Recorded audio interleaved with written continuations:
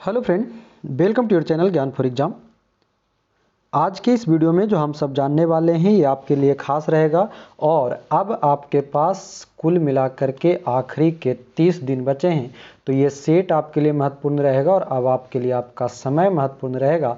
तो इसी सभी बातों को ध्यान में रखते हुए आपका जो सेट प्रैक्टिस कंटिन्यू चल रहा है ये कंटिन्यू आपके चलते रहेंगे। ये प्लेटफॉर्म का बिहार दरोगा का वॉल्यूम 4 है, जिसमें कि कुल 30 प्रैक्टिस सेट कराए ये जाएंगे और कुल आपके पीछे 3 प्रैक्टिस सेट ऑलरेडी कर दिए गए हैं।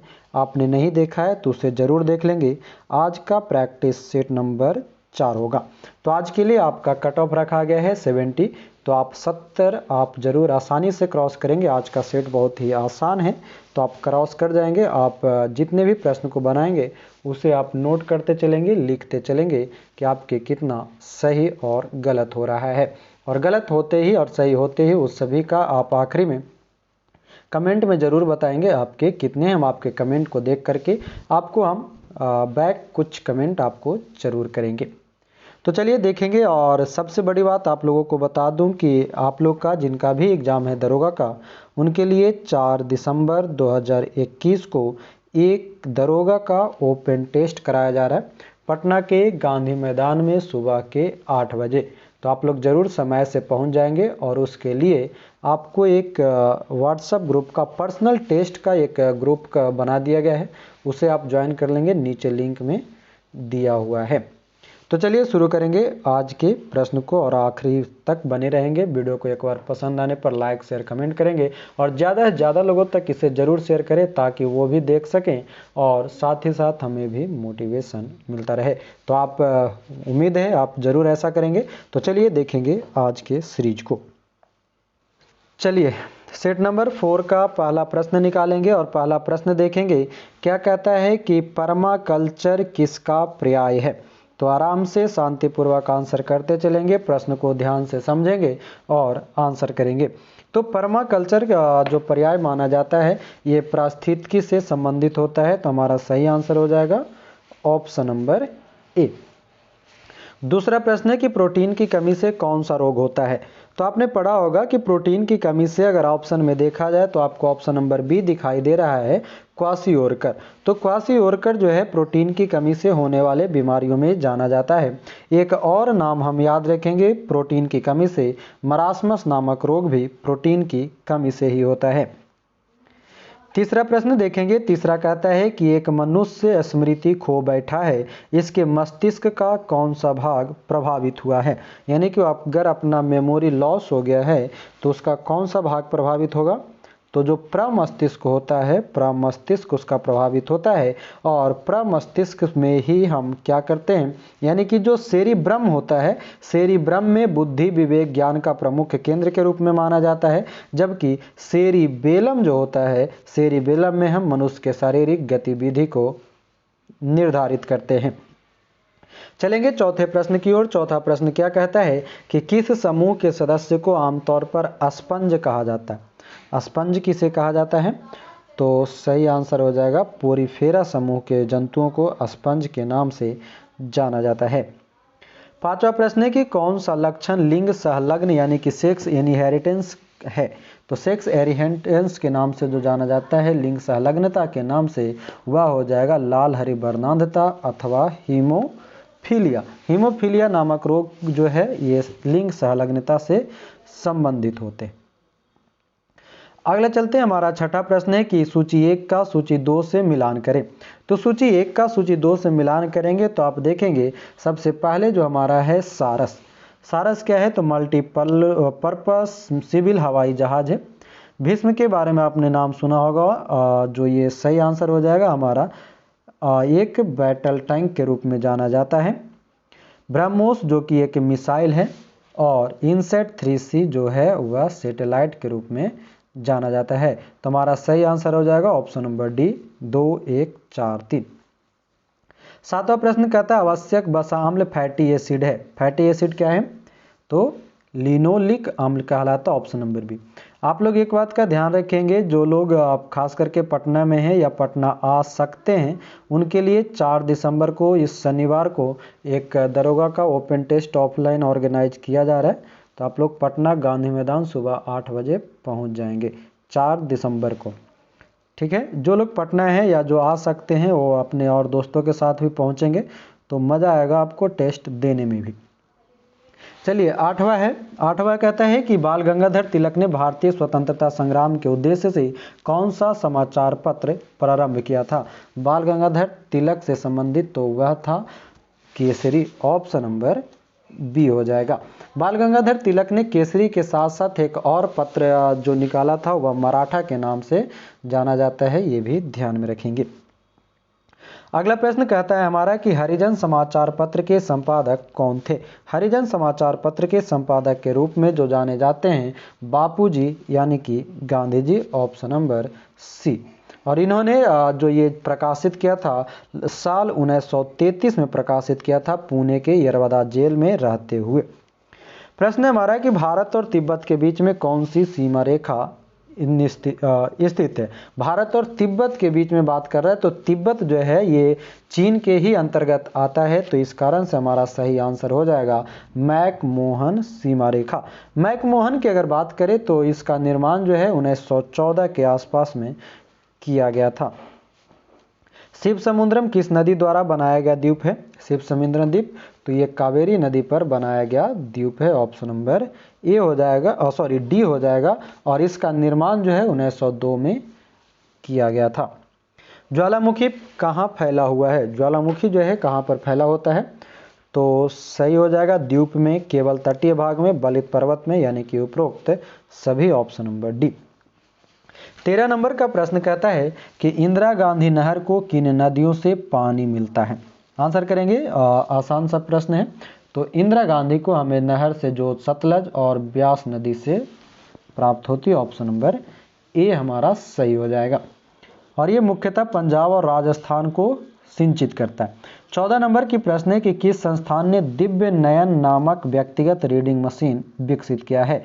दिव्य नयन, चलिए, तो दिव्य नयन जो विकसित किया है ये मुख्य रूप से हो जाएगा CSIR/CSIO, option number B.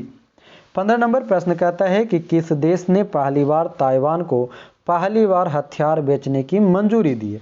Taiwan को हथियार बेचने की मंजूरी जो दिया गया है अमेरिका ने दिया है, ऑप्शन नंबर सी। 6 अगस्त को कौन सा दिवस जापान द्वारा मनाया जाता है। जापान के द्वारा तो हिरोशिमा दिवस मनाया जाता है। 6 अगस्त को हिरोशिमा की घटना होती है। 9 अगस्त को हमारा जो है नागासाकी की घटना 1945 के आसपास में होता है। 17 नंबर का प्रश्न है राजीव गांधी खेल रत्न पुरस्कार का नाम बदल करके क्या कर दिया गया है। ये करंट से संबंधित है, तो मेजर ध्यानचंद खेल रत्न कर दिया गया। वर्तमान में 12 लोगों को दिया गया है और इसमें दी गई राशि भी बढ़ा दी गई है, 25 लाख कर दिया गया है। 18वां प्रश्न है कि धार्मिक संप्रदायों तथा अन्य दलों द्वारा प्रदर्शित की गई अलगाववादी प्रथा किसका विशिष्ट लक्षण है। तो अलगाववादी प्रथा जो ये विकसित किया गया था 1919 का अधिनियम से संबंधित है। और इसी अधिनियम में मुसलमानों की तरह सिखों और यूरोपीय मंगल भारतीय तथा ईसाइयों को भी अपना प्रतिनिधि अलग से चुनने का अधिकार दे दिया गया था। चलते हैं, अपना 19वां प्रश्न कहता है कि सहकारी संस्थाओं की स्थापना के लिए कौन सा संविधान संशोधन किया गया था। सहकारी संस्था से संबंधित, तो हमारा सही आंसर हो जाएगा 97 नंबर का, ऑप्शन नंबर ए, यानी कि 97 का जो है ये। और सहकारिता से संबंधित जो अनुच्छेद माना जाता है वो लगभग अनुच्छेद जो है आपका संविधान के भाग 9 का ख, संविधान के भाग 9 के ख अनुच्छेद 243 का क्या बोलते हैं यज्ञ, ठीक है, उसमें किया गया है। पंचायती राज क्या है। पंचायती राज क्या है 20 का आंसर करेंगे। तो एक प्रशासनिक संरचना के रूप में पंचायती राज को जाना जाता है। और पंचायती राज आपको पता होगा अनुच्छेद 40 में रखा गया है और इसमें संशोधन के रूप में 73वां संशोधन 1992 के तहत भाग 9 में जोड़ा गया है। 21 नंबर का प्रश्न कहता है, आंसर करेंगे बहुत ही सोच समझ के। प्रश्न है कि संविधान निर्मात्री परिषद की तदर्थ झंडा समिति के अध्यक्ष कौन थे। तदर्थ झंडा समिति समिति के अध्यक्ष जो थे वह थे डॉक्टर राजेंद्र प्रसाद। हमने पहले ही बोला था कि सोच समझ के आंसर करेंगे। जब बात आई है तदर्थ झंडा समिति की तो डॉक्टर राजेंद्र प्रसाद, और जब बात आएगा सिर्फ झंडा समिति का तब जेपी कृपलानी।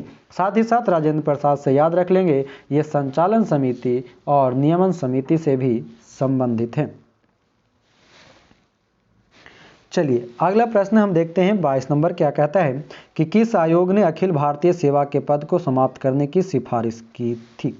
अखिल भारतीय आयोग को, तो सही आंसर हो जाएगा हमारा ऑप्शन नंबर सी, राजमन्नार आयोग, जो कि आया था 1969 में और ये तमिलनाडु से संबंधित है।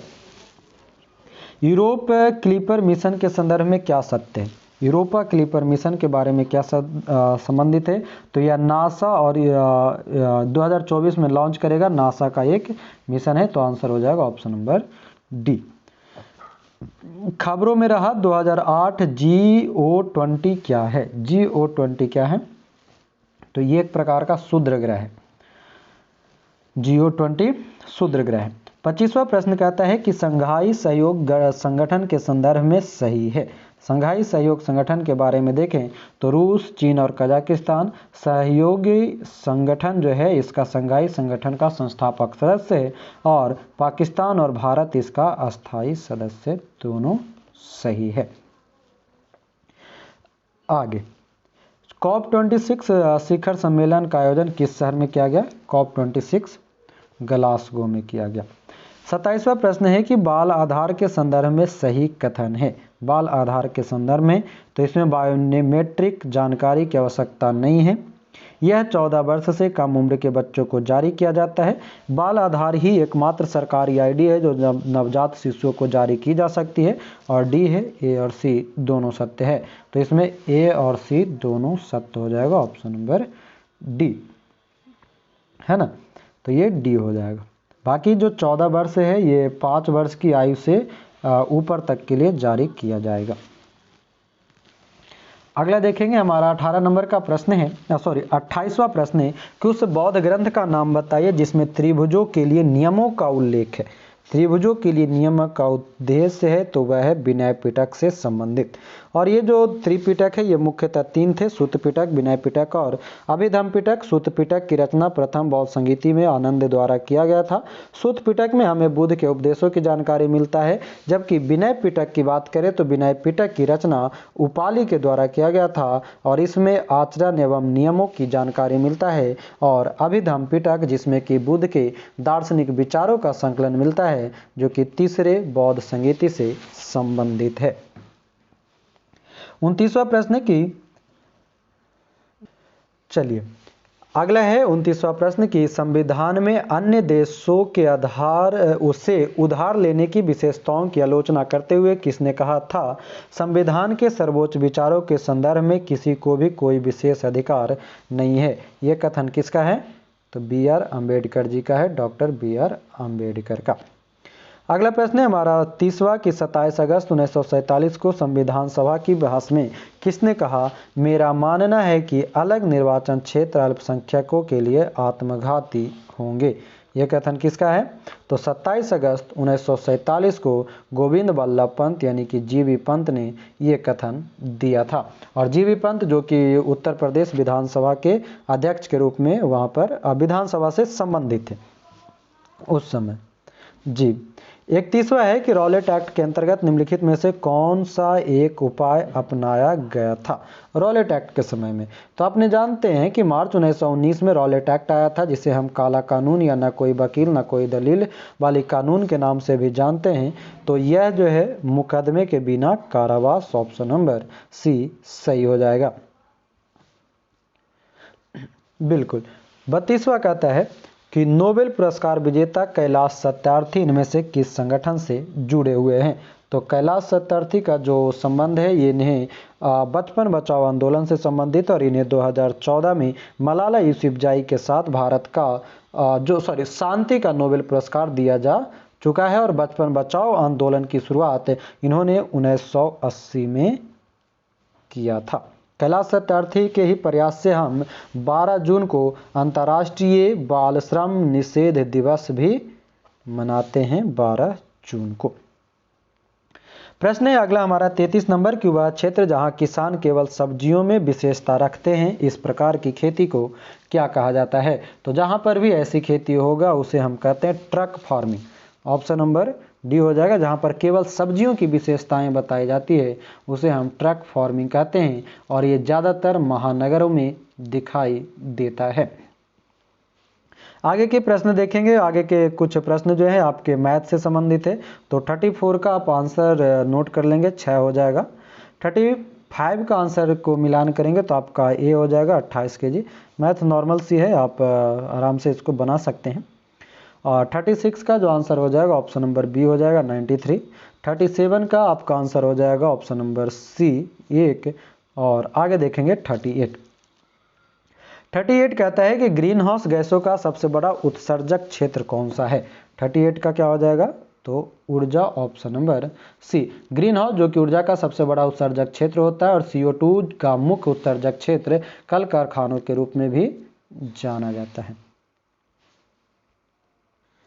अगला प्रश्न हमारा 39वां कहता है कि निम्नांकित में से विश्व का सबसे बड़ा या लंबा रेलवे मार्ग कौन सा है? सबसे लंबा रेलवे मार्ग जो हम जानते हैं वो ट्रांस साइबेरियन रेलवे मार्ग के नाम से जाना जाता है। ऑप्शन नंबर ए हो जाएगा, और इसकी कुल लंबाई लगभग 9438 किलोमीटर तक पाई जाती है। 40वां प्रश्न देखेंगे। 40 भी आपका मैथ से ही संबंधित है, तो मैथ का इसका आंसर कर लेंगे ऑप्शन नंबर डी 44।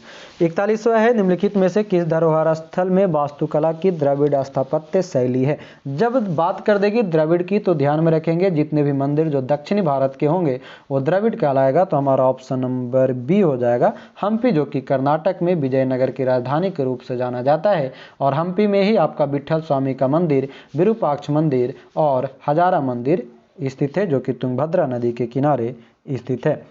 42वां प्रश्न देखेंगे कि किस स्थान को nursery of the Bengal army कहा जाता है? Nursery of the Bengal army के नाम से किसे जाना जाएगा? तो आंसर करेंगे, बड़ा ही इंपॉर्टेंट प्रश्न है। अवध के क्षेत्र को हम nursery of the Bengal army कहते हैं, और ये कंपनी के समय से ही है, और मुख्य रूप से जब 1857 की क्रांति हुई थी उसके बाद से इस क्षेत्र में ज़्यादा इसका विकास हुआ। 43वां है कि वीडियो ग्राफिक्स एरे यानी कि VGA रंगीन ग्राफिक्स प्रदर्शित करने की एक प्रणाली है, यह किसके द्वारा विकसित की गई थी? तो VGA का विकास जो किया था IBM company international business machine के द्वारा विकसित किया गया है। चलते अगले प्रश्न की ओर। 44वां कहता है GSLV का पूरा नाम। तो GSLV जो कि हमारे लॉन्च व्हीकल है, जिसे नाम है जियो सिनोक्रोनस सैटेलाइट लॉन्च व्हीकल, तो ऑप्शन नंबर बी कर लेंगे। उसी प्रकार से हमारे पास PSLV है जो कि पोलर सैटेलाइट लॉन्च व्हीकल के नाम से भी जाना जाता है, और एक हुआ करता था ASLV जो कि एगुमेंटेड सैटेलाइट लॉन्च व्हीकल के नाम से जाना जाता है। 45 नंबर प्रश्न देखेंगे। कहता है बेटी बचाओ बेटी पढ़ाओ अभियान के एक हिस्से के रूप में बालिकाओं के लिए विशेष रूप से लॉन्च किए गए बैंक खाता का नाम क्या है? तो बेटी बचाओ बेटी पढ़ाओ के लिए सुकन्या समृद्धि योजना शुरू किया गया था, और बेटी बचाओ बेटी पढ़ाओ योजना कब शुरू की गई है? तो 22 जनवरी 2015 को शुरू किया गया था। कहाँ से किया गया था? तो हरियाणा के पानीपत से शुरू किया गया था। सुकन्या समृद्धि योजना की बात करें तो बच्ची की आयु कम से कम होनी चाहिए 10 वर्ष से कम। चलते अगले प्रश्न की ओर। 46वां कहता है कि इस ब्रह्मांड में मौजूद प्रत्येक वस्तु जो पदार्थ से निर्मित है उसे वैज्ञानिकों ने क्या नाम दिया है? ब्रह्मांड का जो कि सभी वस्तु जो है पदार्थ से निर्मित है उसे हम किस नाम से जानते हैं? तो मैटर यानी कि द्रव्य के नाम से जानते हैं। 47वां प्रश्न है कि विशाल गिलहरी यानी कि गेंट स्क्वायरल किस राज्य की राजकीय पशु है? राजकीय पशु की बात कर रहा है, तो ये महाराष्ट्र की राजकीय पशु के नाम से जाना जाता है, विशाल गिलहरी। जी आगे है छुई मुई, touch me not, don't touch me गाना सुने हैं ना, तो ये है छुई मुई। छुई मुई पौधे का वैज्ञानिक नाम क्या है? छूते ही मुरझा जाता है, तो इसका नाम है मीमोसा पुडिका। क्या नाम है? मीमोसा पुडिका। ऑप्शन नंबर डी हो जाएगा छुई मुई पौधे का वैज्ञानिक नाम। अगर कुछ और पौधे की बात करें तो आपने वो नाम सुना होगा चावल, अराइजा सैटिवा हो जाता है, गेहूं का ट्रिटिकम एस्टिवम होता है। 49वां है, निम्नलिखित में से कौन सा स्मारक तमिलनाडु में स्थित नहीं है? प्रश्न को समझेंगे। नहीं है बल्लुवर कोट्टम, बेक्कल किला, मीनाक्षी अम्मन मंदिर और पद्मनाभपुरम पैलेस। तो यहाँ पर सही आंसर हो जाएगा हमारा ऑप्शन नंबर बी, बेक्कल किला। बेक्कल किला जो है ये तमिलनाडु में नहीं केरल में स्थित है। बेक्कल किला कहाँ है? केरल में स्थित है। बाकी आपके सभी के सभी बल्लूर कोट्टम, मीनाक्षी अम्मा मंदिर, पद्मनाभपुरम पैलेस, आपका फिर आप सेंट जॉर्ज किला, रॉक किला, गुफा मंदिर, बृहदेश्वर मंदिर, ये सभी आपके स्थित हैं तमिलनाडु में। 50वां प्रश्न कहता है कि मपूतो किस देश की राजधानी है? तो आपको पता होगा कि मपूतो जो है मोजाम्बिक की राजधानी है। घाना की राजधानी अक्रा हो जाएगा, है ना। अंगोला की राजधानी आपका लुआंडा और सेशेल की राजधानी आपका विक्टोरिया होता है। अगला प्रश्न हमारा 51 नंबर की मैनेची शिंबुन किस देश का समाचार पत्र? यह समाचार पत्र से संबंधित प्रश्न है। तो मैनेची शिंबुन जो है जापान का पत्र के नाम से जाना जाता है ना, और ये टोक्यो से प्रकाशित होता है। अगला प्रश्न हमारा अतिचालकता उत्पन्न होती है जब पदार्थ यानी कि साइंस का प्रश्न है। तो अतिचालकता तभी उत्पन्न होगा जब अति निम्न ताप पर उसको ठंडा कर दिया जाता है, यानी कि ऑप्शन नंबर डी। 53 नंबर प्रश्न कहता है कि लिफ्ट चलायमान सीढ़ी यानी कि जो एलिवेटर होता है, एलिवेटर त्वरण ए के साथ ऊपर की ओर ऊर्ध्वाधर उठ रही है। एम मात्रा वाले एक यात्री के द्वारा फर्श पर आरोपित बल कितना होगा? तो जब भी ये ऊपर की ओर उठेगा तो mg प्लस ma का काम करेगा और ऑप्शन नंबर सी हो जाएगा। 54 नंबर की प्रश्न है कि किसी ध्वनि का पिच निर्भर करता है किस पर? तो किसी ध्वनि का पिच जो निर्भर करता है उसके आयाम और आवृत्ति दोनों पर निर्भर करेगा, और ध्वनि का जो तीक्ष्णता होती है वो उसके तारतम्य पर निर्भर करता है, यानी कि आवृत्ति पर निर्भर करता है। तो हमारा सही आंसर हो जाएगा यहाँ पर पिच निर्भर करता है आयाम और आवृत्ति दोनों पर। 55 नंबर की प्रश्न है कि एक उष्ण वस्तु उष्ण विकिरण के रूप में अपनी ऊष्मा अपने परिवेश में छोड़ देती है। ऊष्मा हानि की दर किस पर निर्भर करेगा या निर्भर रहती है? तो ऊष्मा की हानि जो निर्भर करता है वो वस्तु के परिवेश के ताप के अंतर पर निर्भर करेगा, ऑप्शन नंबर सी। प्रश्न हमारा कि केरल की राजभाषा क्या है?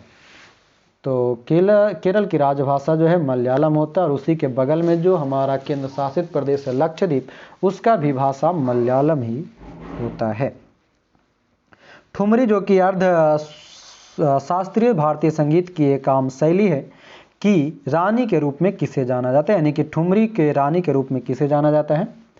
तो ठुमरी के रानी के रूप में गिरिजा देवी को जाना जाता है, ऑप्शन नंबर सी। और इनकी मृत्यु जो है हाल फिलहाल में 2017 में हो गया था। गिरिजा देवी को पद्म भूषण पद्म विभूषण से भी सम्मानित किया जा चुका है।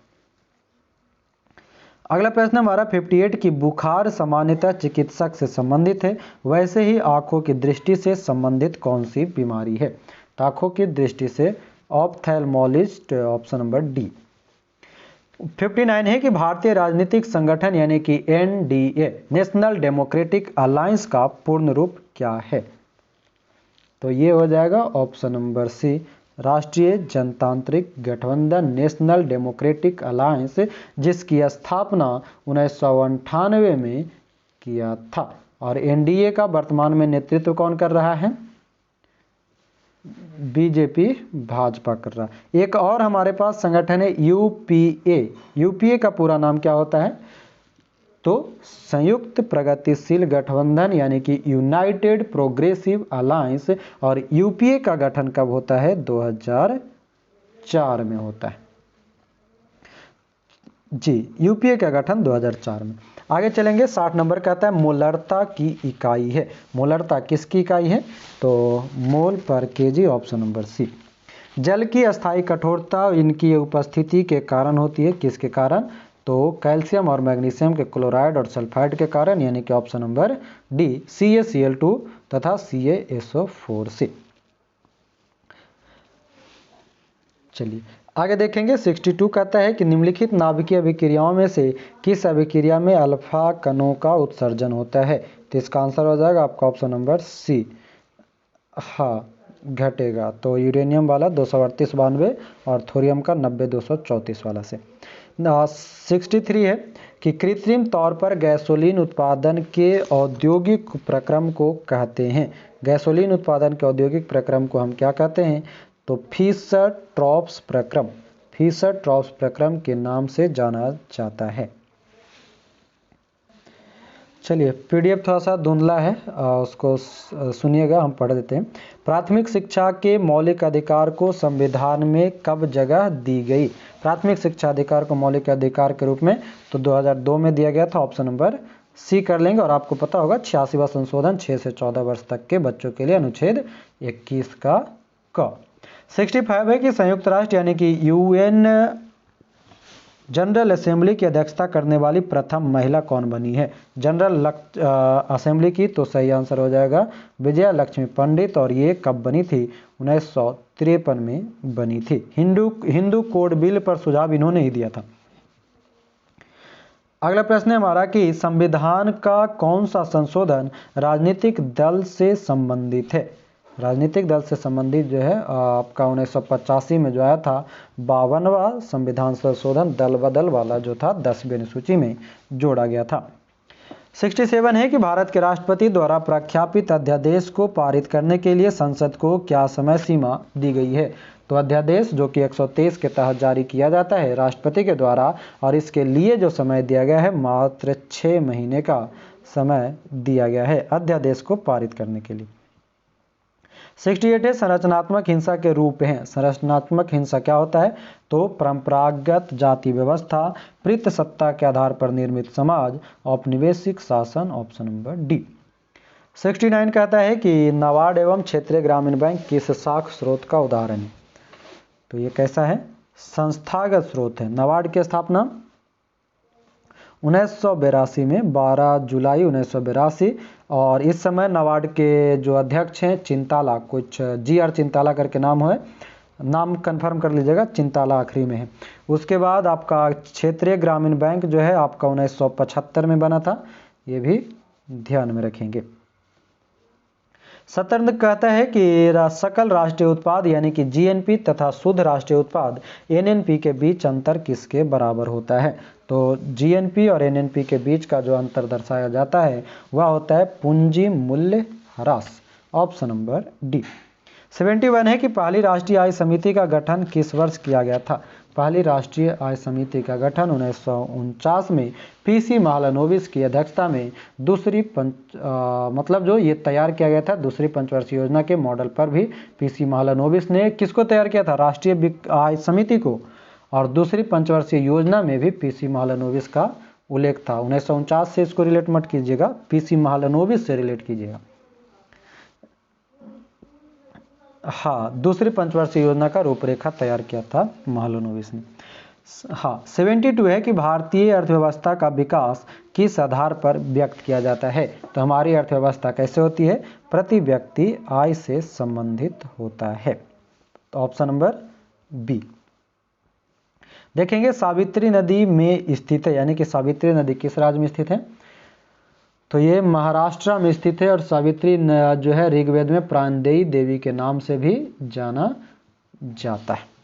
अगला प्रश्न है कि IMD के द्वारा हाल ही में जारी 2021 वैश्विक प्रतिस्पर्धा सूचकांक में भारत को कौन सा स्थान मिला है? वैश्विक प्रतिस्पर्धा में 43 है। वैश्विक प्रतिस्पर्धा करने में 43वें नंबर पे हम शामिल हैं।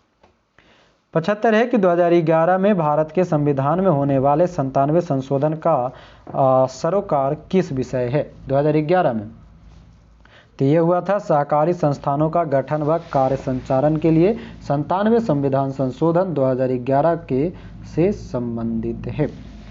चलते हैं अगले प्रश्न की ओर। 96 कहता है आपको कूट वाला है कि निम्नलिखित में से कौन संवैधानिक प्राधिकरण है? राज्य निर्वाचन आयोग, राज्य वित्त आयोग, जिला पंचायत और राज्य निर्वाचन अधिकारी। तो कौन सा जो है संवैधानिक है, कॉन्स्टिट्यूशनल अथॉरिटीज है? तो 1 2 3 आपका सही हो जाएगा। 1 2 3 नहीं, राज्य निर्वाचन अधिकारी जो है वो संवैधानिक नहीं है। राज्य वित्त आयोग और निर्वाचन ये सभी का जो है ये गैर संवैधानिक है। Option number B. प्रश्न कहता है हमारा 77 की कितनी जनसंख्या पर ग्राम पंचायत का गठन किया जाता है। ग्राम पंचायत, अभी आपके पास पंचायत का इलेक्शन भी चल रहा है, तो इसमें हाल फिलहाल में सुन के सोच समझ के जान ही रहे होंगे। 7000 जनसंख्या पर एक ग्राम पंचायत का गठन किया जाता है और वर्तमान में बिहार पंचायती राज अधिनियम 2006 लागू है। ये बिहार की बात कर रहे हैं। अगला है 78 नंबर कि राष्ट्रपति के निर्वाचन मंडल के सदस्य होते हैं कौन। निर्वाचन मंडल में तो ध्यान रखेंगे कि इसमें हमारा सही आंसर हो जाएगा संसद के दोनों सदनों के निर्वाचित सदस्य, सभी राज्यों के विधानसभा के निर्वाचित सदस्य और जम्मू कश्मीर, दिल्ली, पुडुचेरी विधानसभाओं के निर्वाचित सदस्य, यानी कि 1 3 4 ऑप्शन नंबर डी। अगला प्रश्न हमारा फौजदारी न्यायिक श्रृंखला को जिले की सबसे बड़ी अदालत कौन सी है। फौजदारी न्यायिक श्रृंखला का तो session court option number B. और ये जो है अधीनस्थ न्यायालय के रूप में 233 से 37 अनुच्छेद में वर्णित है। कोयला और पेट्रोलियम के दहन का परिणाम, कोयला और पेट्रोलियम के दहन का परिणाम में ऑक्साइड के रूप में होता है। किस रूप में, तो नाइट्रोजन और सल्फर के रूप में। 81वां प्रश्न कहता है कि 7वें वेतन आयोग के अध्यक्ष के रूप में किसको नियुक्त किया गया। 7वां वेतन 1 के माथुर यानी कि Ashok Kumar Mathur option number C. और 7वां वेतन जो है 2016 से चालू है, 1 अप्रैल 2016 से। और इनका जो कार्यकाल होता है वेतन आयोग की नियुक्ति राष्ट्रपति द्वारा प्रत्येक 10 वर्षों पर किया जाता है।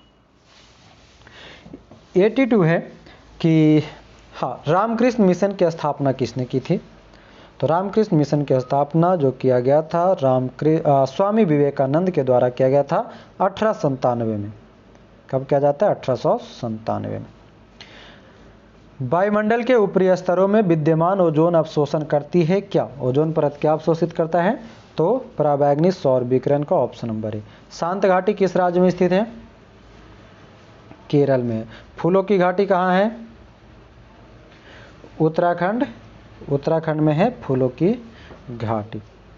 चलिए अगला है कि दक्षिण पश्चिम मानसून के तत्काल बाद बोई गई फल को क्या कहते हैं, फसल को क्या कहते हैं। दक्षिण पश्चिम मानसून के तत्काल बाद जो बोया जाता है उसे हम रबी फसल के नाम से जानते हैं। रबी फसल जो कि अक्टूबर नवंबर में बोया जाता है, मार्च अप्रैल में काट लिया जाता है। चलिए अगला देखेंगे 86 कहता है कि भारत में सबसे ज़्यादा ताप विद्युत उत्पन्न करने वाला राज्य कौन सा है। थर्मोपावल में तो ये सही हो जाएगा महाराष्ट्र ऑप्शन नंबर बी, है ना। भारत में महाराष्ट्र और उत्तर प्रदेश जो है राज्य अधिकतम सबसे ज़्यादा बिजली खपत भी करता है। संयुक्त राष्ट्र द्वारा प्रायोजित वर्ल्ड हैप्पीनेस रिपोर्ट 2021 में किस देश को प्रथम स्थान मिला है हैप्पीनेस में, तो ये मिला है फिनलैंड को, ऑप्शन नंबर बी, है ना। भारत को कितना मिला है हैप्पीनेस रिपोर्ट में, भारत 135। अगला है 88 की निम्न में से किस राज्य में काला नमक चावल महोत्सव आयोजित किया गया है, कैरेंट से संबंधित है। तो काला नमक चावल उत्तर प्रदेश के सिद्धार्थनगर से, उत्तर प्रदेश के सिद्धार्थनगर से। आगे देखेंगे 89 कहता है कि डस्टलिक भारत और किस देश के बीच का है, तो ये आपको पता होगा डस्टलिक भारत और उज्बेकिस्तान के बीच है क्या है। 90 है कि महाराष्ट्र के पालघर जिले से भौगोलिक संकेत यानी कि GI टैग प्रमाणित उत्पाद घोलवड सपोटा यानी कि चीकू की किस खेप को किस देश को भेजी गई है। तो ये किसको भेजा गया है, सबसे पहले यूनाइटेड किंगडम को, यूके को चीकू भेजा गया है, घोलवड सपोटा महाराष्ट्र से यूनाइटेड किंगडम को। पूर्वी कोलकाता आर्द्रभूमि को डैश के रूप में घोषित किया गया। पूर्वी कोलकाता को कैरेंट से संबंधित है रामसर स्थल के रूप में, रामसर स्थल। बिहार के किस जिले में पहाड़ी के ऊपर पहला पहाड़ी बौद्ध मठ का प्रमाण मिला है, तो ये हो जाएगा लखीसराय, लखीसराय में। भारतीय रेलवे के किस जोन ने सबसे लंबी मालगाड़ी का संचालन कर एक नया रिकॉर्ड बना दिया है, तो ये हो जाएगा हमारा ऑप्शन नंबर ए दक्षिण पूर्व मध्य रेलवे, और नाम था उसका क्या, बासुकी। लगभग 3.2 या 3.5 किलोमीटर है वो। 94 है कि निम्नलिखित में से किस राज्य के झांकी को सर्वश्रेष्ठ झांकी के रूप में सम्मानित किया गया है? तो यूपी का अयोध्या झांकी जो था। 95 है कि भारतीय नौसेना द्वारा हिंद महासागर क्षेत्र में युद्धाभ्यास का नाम क्या है? तो भारतीय नौसेना का जो युद्धाभ्यास है वो हो जाएगा हमारा ट्रोपेक्स। ये सिर्फ भारतीय नौसेना का अपना ही है। खबरों में रहा माजुली द्वीप कहाँ पर स्थित है? स्टैटिक प्रश्न है ये। माजुली द्वीप असम। 97 कहता है कि वीरशैव परंपरा का संबंध निम्नलिखित में से किस राज्य से है? वीरशैव परंपरा कर्नाटक से संबंधित है। ये 12वीं शताब्दी में बासवन्ना के नेतृत्व में ये परंपरा शुरू की गई थी, जो कि जैन धर्म को मानते थे। 98 है कि लोकसभा अध्यक्ष के संदर्भ में निम्नलिखित में से कौन सा कथन सही है?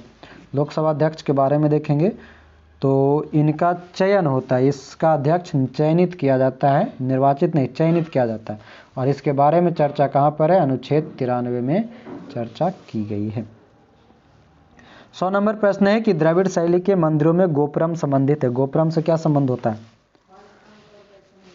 तोरण पर बने अलंकृत एवं बहुमंजिला भवन द्वार को हम गोपुरम के नाम से जानते हैं।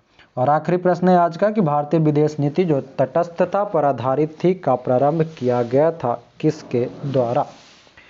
तो ये किया गया था भारतीय विदेश नीति जवाहरलाल नेहरू के द्वारा, है ना। गुट निरपेक्ष आंदोलन का जो प्रथम सम्मेलन है ये 1961 में यहीं पर बेलग्रेड के आसपास में हुआ था। तो ये रहा आज का पूरे 100 प्रश्न। उम्मीद है आप लोग अच्छा बनाए होंगे। अपना अपना आंसर बता दीजिएगा, ठीक है। और 4 दिसंबर वाला याद रखेंगे, 4 दिसंबर 2021 सुबह 8 बजे पटना के गांधी मैदान में बिहार दरोगा ओपन टेस्ट। ओके, तो चलिए मिलते हैं अगले सेट में मिलेंगे। अगला सेट हमारा सेट नंबर 5 होगा। पीछे के 3 सेट आप लोग के ऑलरेडी ऐड कर दिए गए हैं, तो भी देख लेंगे। साथ ही साथ वीडियो को एक और लाइक शेयर कमेंट करेंगे और 4 दिसंबर को आना ना भूलें। जो लोग आ रहे हैं वो अपने कमेंट में लिखेंगे आई एम कमिंग, और साथ ही साथ व्हाट्सएप ग्रुप की जो लिंक दी गई है उसे ज्वाइन कर लेंगे। और आज के लिए इतना ही। आपका बहुत बहुत धन्यवाद। जय हिंद।